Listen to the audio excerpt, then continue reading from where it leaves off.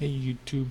So today we're going to talk about amps and the different tiers, and when people are talking about the different numbers on them and kind of like whatnot. Some requirements that you need to have beforehand is you need to have to beat the War Within quest and size visual. To do size visual, you come down to see this. And if you're a new player, you're going to have this done pretty early, and this gives you the access to Gara. Blueprint by the end of War Within. I'm not going to spoil anything there. You're just going to, but that's two of the quests that you need to do. Once when you're done with both of those, you're going to come by where Kanzu is. As you can see where we're at now, this is lovely Kanzu. You're going to walk right behind him, and this is the Quills little spot.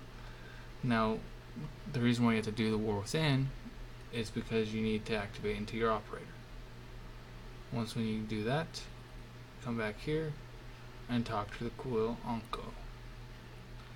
Now you trade in sentient cores, so you got different core tiers, and the easiest way to start going through is you're just going to go and see this during the night, and then go through and kill the little Vomulus, and you'll figure those out later.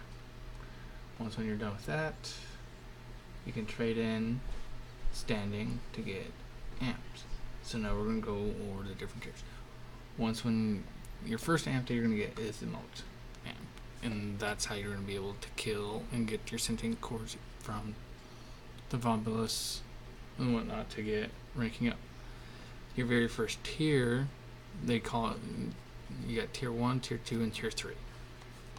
So when people are saying 2, 2, 3 for say, you got your first two here and then the third. Okay, so meaning, so this one, these ones right here, the very first, there are only 2,000 standing, is tier 1. All of them are tier 1s. The 5,000 standing ones are your tier 2s, and your 75,000 standing are your tier 3s. So right now the meta for the best amp that people are saying, or the most common used, is a 223.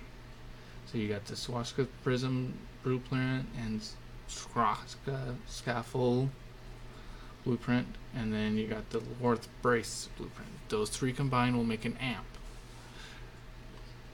So you talked, once when you build those, it's three separate things. You talk to the quills again to build it and whatnot. So you got, you got amp assembly, my bad. So you always need a prism, a scaffold, and a brace. So right now the meta is this plus this and this. So that's what it would look like when it's done, kind of the stat wise. So you can kind of see which ones you want by building it that way, but you're not fully done until you go through and do this. You guild it and then you rank it up again. You have to rank it up essentially twice. Same with your Zaws, in which